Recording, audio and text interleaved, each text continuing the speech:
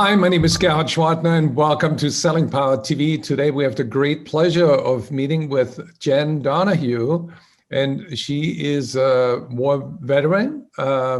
You were with the Navy and you were a leadership coach. Welcome. Thank you. I'm so glad to be here. When you first joined the Navy, what was your vision of leadership and your perception of leadership? My perception of leadership really started with drill instructors really yelling in my face all the time. And so I thought that that's what leadership was. And as I started through my career, I really thought that leadership was all about yelling at people to make them do what you wanted to do.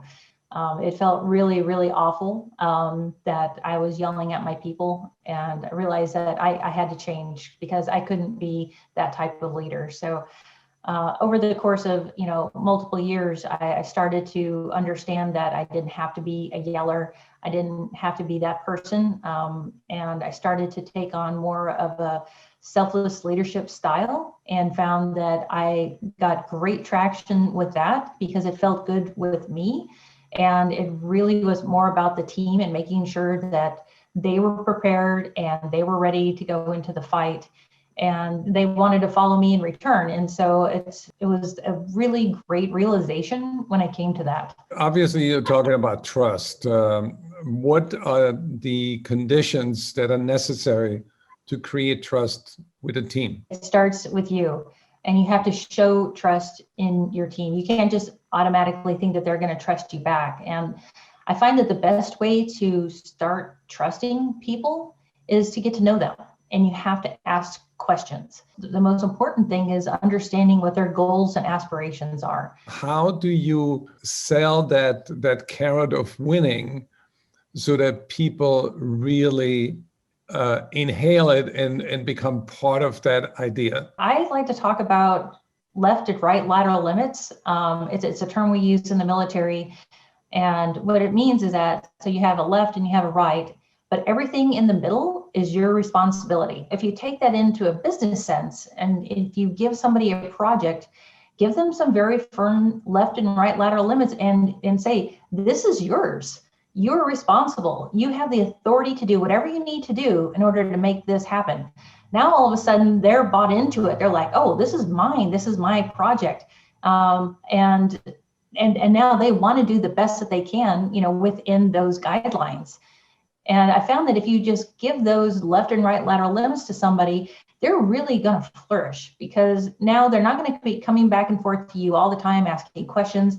They know what they need to do in their sector, and they want to make it good, and they want to do the best that they can. And it's been really successful in getting people motivated to do great things. How did you navigate your the successive ceilings that you broke through in the Navy?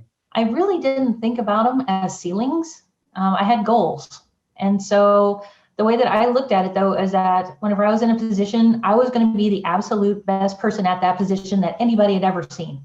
I had goals, but it wasn't that I was always just trying to look for, I'm trying to do this or I'm trying to do that. I really concentrated on being the absolute best I could. And so my superiors noticed that. And so, if you're being the absolute best operations officer, communications officer, whoever that might be, you're going to get recognized and you're going to get promoted and you're going to get awards for what you do.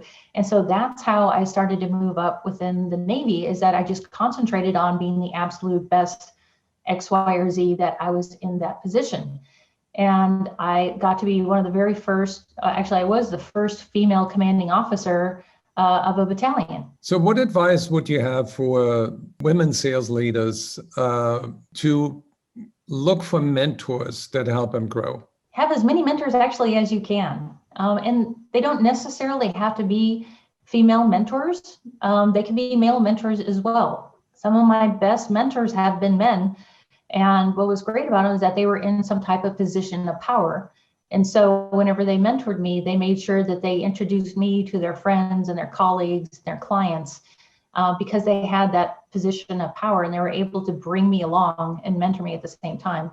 I've also had some fantastic female mentors as well who really have navigated some of the real groundbreaking processes that we're going through at this time.